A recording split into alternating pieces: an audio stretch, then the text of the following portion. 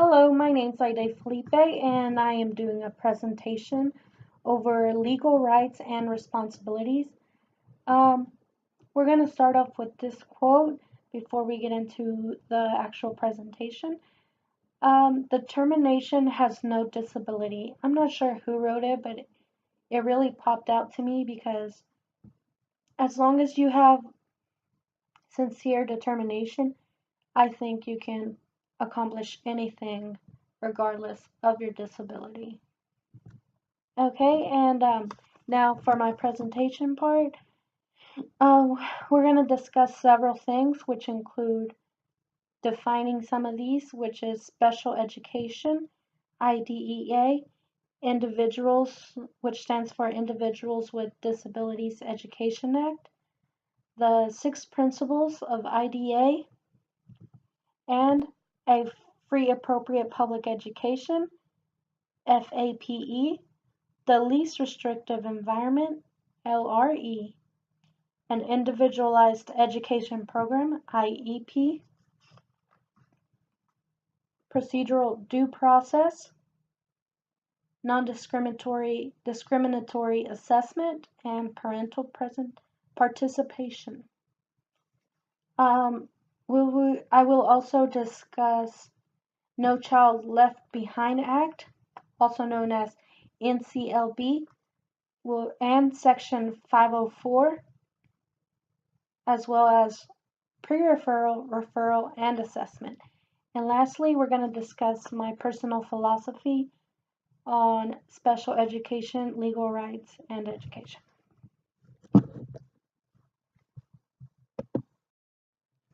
Okay, now we're going to discuss special education. The term special education is a customized instructional program that was designed to meet the unique needs of an individual recognized as exceptional. Special education classes may necessitate the use of special education material like Braille, speech devices, and digital audiobooks. Braille is for the visually impaired students.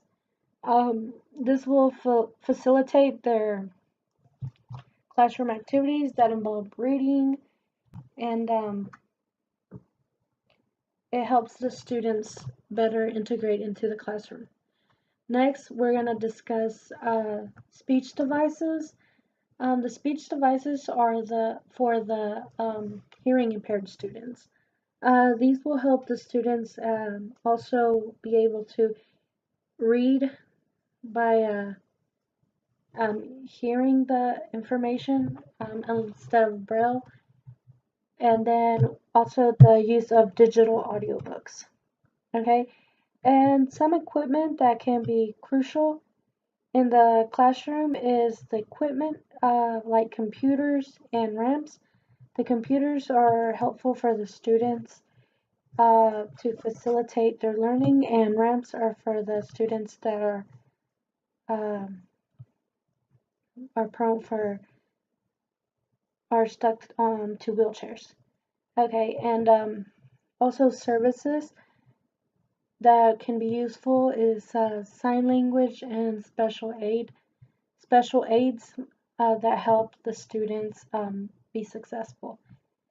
And we're also going to talk about some teaching strategies. For example, cooperative teaching. And cooperative teaching is defined as direct collaboration in which a general educator and one or more support service providers voluntarily agree to work together in a co-active and coordinated fashion in the general education classroom. These educators who possess distinct and complementary sets of skills share roles, resources, and responsibilities in a sustained effort while working towards the common goal of school success for all students. And this is a really nice strategy that is like involved for both the teachers and the students, and and I think it's really good and really successful. Another strategy is team teaching. This is a type of cooperative teaching that incorporates both teachers and shares the instructional activities equally for both student and teacher. Each teacher, for example, may take turns leading a discussion about the causes of World War II, or one teacher may talk about multiplications of fractions, while the co-teacher gives several examples illustrating this concept. This form of cooperative teaching, sometimes called interactive teaching, requires a significant amount of professional trust and a high level of commitment.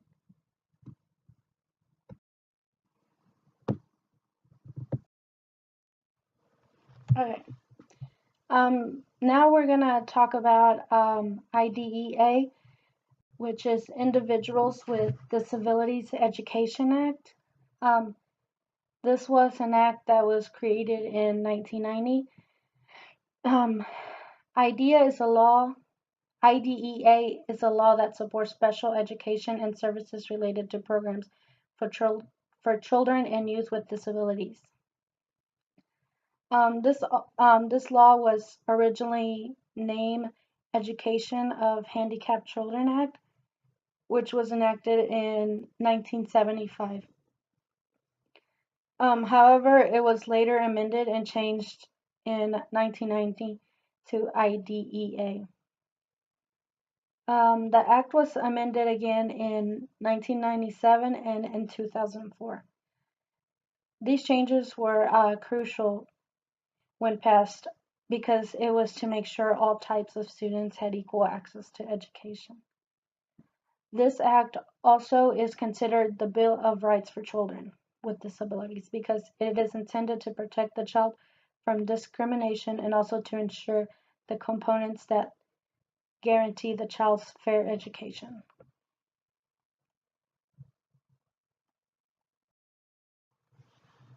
Okay, now we're going to discuss 6 principles of IDEA. The first principle is a free, appropriate public education, which we're going to call FAPE. And second, the least restrictive environment, LRE. Third, the individual education program, IEP. And then procedural due process, non-discriminatory assessment, and parental participation. Okay, now we're going to discuss the FAPE, which is a free, appropriate public education. The educational right for students with disabilities, known as FAPE, was guaranteed by the Rehabilitation Act of 1973 and IDEA. The main goal for the FAPE was to provide a fair education for all types of children in order to prepare children for their future, and this included several important factors, which was education, employment, as well as independent living. So this part of the IDEA prepared students with disabilities for their future, not just for their educational career. So once they got out of education, they could go on, live their life independently, or as independent as possible. Okay, it also provided all children, regardless of their severity of their disability, which was a zero reject philosophy.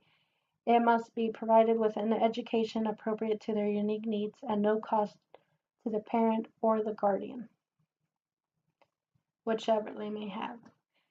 This included in this principle is the concept of related services, which requires that all children receive, for example, occupational therapy as well as other service necessary in order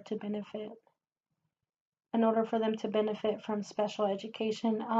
This also includes like classroom material, ramps, and all the necessities a child with special education might need.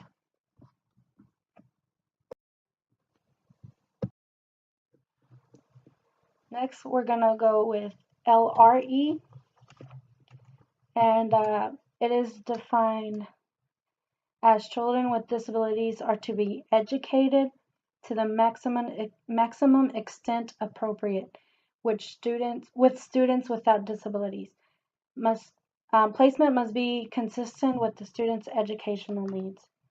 Um, this is also it basically means that all students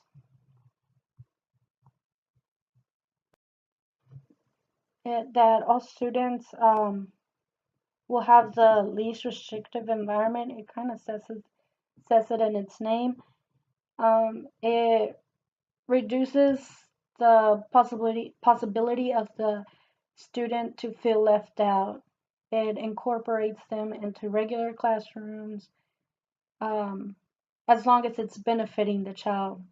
And if it's not, they will be placed in a different classroom in order to meet the child's needs. It also means that the students with disabilities are to be taught with non-disabled students and that should be able to access the general education curriculum. The student should also be provided with extra aid and services in order for the student to be successful. Next, the IEP and Individual Education Program. This document, developed in conjunction with the parents and guardians, is an individually tailored statement describing an educational plan for each learner with exceptionalities. The IEP, or an individual education program, is required to address the following 6 things. The first one is the present level of academic functioning. It is commonly referred to by school personnel as present level performance, which basically means where they are at right now. Second, they have the annual goals and accompanying instructional objectives. Basically, where the student should be at in the future, and what objectives they need to meet. Third, educational services to be provided. This is straightforward educational service that will be provided. Fourth, the degree to which the pupil will be able to participate in general education programs. This determines if the child is going to be in the classroom with regular students, or if it's the child or teen needs to be put in a separate class in order to fully gain as much um, as he or she needs. Fifth, plans for initiating services and length of service delivery. It states how long and what type of services the child with disabilities will need.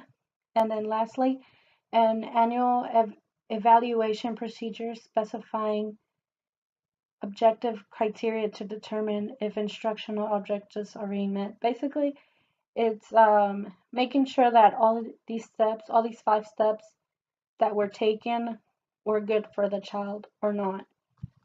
And if not, then we'll see what different steps, or change up the steps, change up the objectives in order for the child to succeed. Okay, now we're going to discuss procedural due process.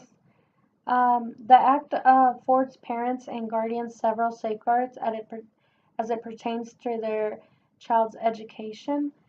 Parents and guardians have the right to these 6 things mentioned that will be mentioned. First of all, they have the right to confidentiality of records. They have the right to examine all records. And third, obtain an independent evaluation if they're not satisfied with the one they were provided. Fourth, they will receive a written notification in the parent's native language. This is very important because sometimes the parent doesn't speak English, so in order for them to understand what's going on with the child, it is going to be they're going to receive the notification in the parent's native language, which is important for both the student and the parent. And the notification will be a notification of their child's educational classification or placement if there has been a change to it. Also, an impartial hearing whenever disagreement arises regarding educational plans for their sons or daughters. And lastly, the parents have the right to a representation by legal counsel. These 6 things are important for the parent to know because these are rights that they have for their children, and they will need to use them one day in order to help benefit their child's need. Now we're going to talk about non-discriminatory assessment. This is the second to last of the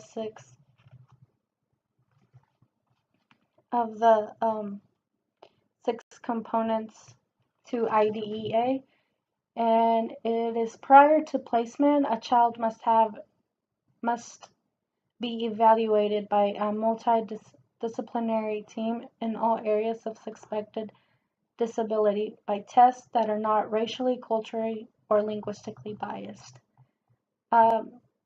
This basically means that the child will be evaluated in a fair manner, and it doesn't matter what background the child may have.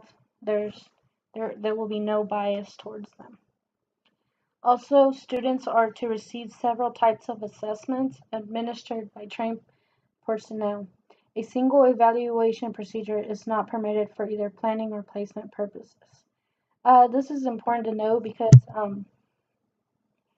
if they only do one test, they might not get the correct answer and might accidentally place a child when they should have never been placed there. So in order to avoid that, they have several evaluations in order to avoid this. Okay, and last, we're going to talk about parental participation.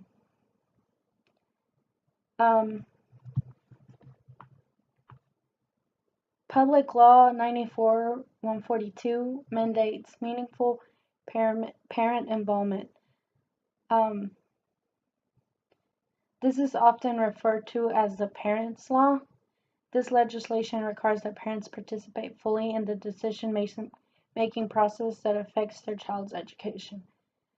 This is basically, I guess, not it kind of in a way forcing the parents to participate in order to make sure their child is placed properly and they get the correct procedures, and it also makes the parent involved more in the child's educational needs. Okay, and now we're going to talk about the No Child Left Behind Act, also known as NCLB. Okay, the NCLB authorizes various federal education programs administered by the states. This law is a reauthorization of the Elementary and Secondary Education Act, which was passed by Lyndon B. Johnson. The NCLB has 4 major focuses, and it is to close students' achievement gap by providing all children with fair, equal, and significant opportunity to obtain a high-quality education. The 4 pillars emphasized in the bill are accountability, flexibility, research-based education, and parent options. First of all, accountability is to ensure those students who are disadvantaged achieve academic proficiency. And flexibility, it allows school districts flexibility in how they use federal education funds to improve the students' achievement. And then research-based education, it just emphasizes educational programs and practices that have been proven effective through scientific research. And last, parent options. This increases the choice available to the parents of students attending Title I schools. Okay, now we're going to go over Section 404. Over Section 504. Section 504 of this enactment was the first public law specifically aimed at protecting children and adults against discrimination due to a disability. The Section 504 is what it says. It's a public law for to limit, not only limit, but to eradicate discrimination due to a disability, which is very important because nobody should be treated badly because they have a disability. And then, unlike IDEA, this act employs a functional rather than categorical model for determining disability. Okay. And according to this law, individuals are eligible for service if they, 1, have a physical or mental impairment that substantially limits one or more major life achievements. 2, have a record of such an impairment. 3, are regarded as having such an impairment by others. Basically, it helps determine if you really have a disability or not. It's more practical. Okay. In order to fulfill the requirements of Section 404, schools must make reasonable accommodations for people with disabilities in order for them to participate in the same programs as other students. This is also Section 504. It just makes it easier to find accommodations for people with disabilities in order to be able to integrate them with the rest of the school, the students, and all the activities available, and to make sure that they are treated equally. Okay. Lastly, we're going to go over 3 things: pre-referral, referral, and assessment for special education. Okay. Pre-referral is a comprehensive process incorporating many different phases. These are ways to examine several key elements involved in developing individualized program needs. Pre-referral intervention, this occurs prior to initiating a referral for possible special education services. Basically, this is just the first step to finding what type of special education services the child might need, and it's just to make sure they're not starting a process that they might not need. And the process of this strategy is to reduce unwarranted referrals while providing individuals assistance to the students without the benefit of special education. Okay. This is a continued of the referral, pre-referral, referral, and assessment. Okay, now we're going to talk about referral. This is the first step in a long journey towards receiving a special education. Once we have passed the pre-referral, we head on to referral. This basically initiates the whole process. And it's basically a written request to evaluate a student in order to determine whether the child has a disability or not.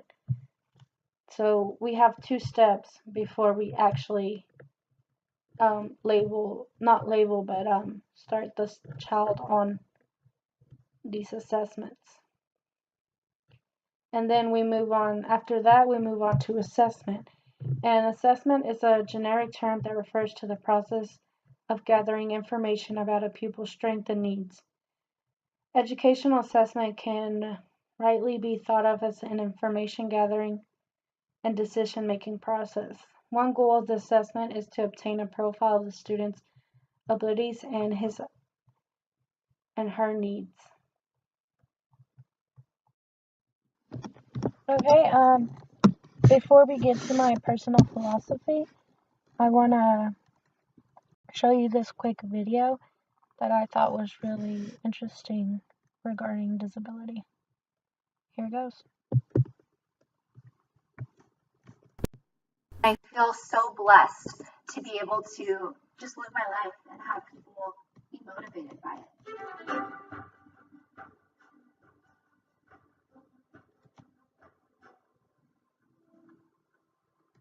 I have a spinal cord injury, and so when I was seeing people move by, I was like, wow, so that's what I'm doing.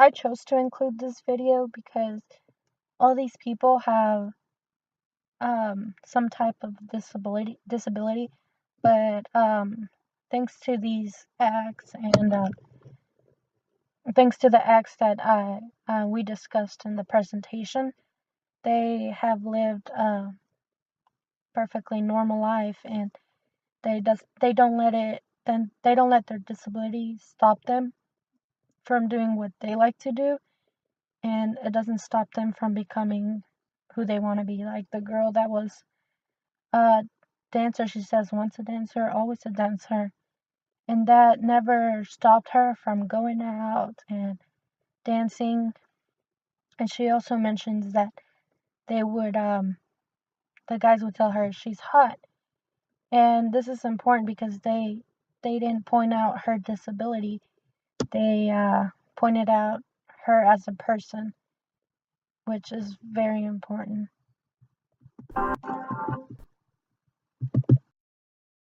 Okay, and finally, we're gonna go over my personal philosophy. Um, well, I believe that for my I believe that everyone deserves fair education regardless of their disability, color, gender, size, etc. It, to me, it doesn't matter if you're blue, green, purple, whatever. And everybody just deserves an education because education can open up the doors to several possibilities, which includes a job, um, living on your own, several things. Um, I also believe that in order to succeed in life, one has to have an education. Um, it, and like you don't have to go the traditional route and go to the university or a college and graduate with your bachelor's. No, education is also vocational because we need nurses, we need doctors, we need not doctors, but welders, we need car repairmen. All these are important, and you're still getting an education. It might not be the traditional route, but it's still an education, and you will learn a lot and benefit a lot if you have an education. I also believe that education should not be denied to anyone, no matter what. It like it just it's just something that everybody needs and deserves, and I personally think it should be a law to have an education.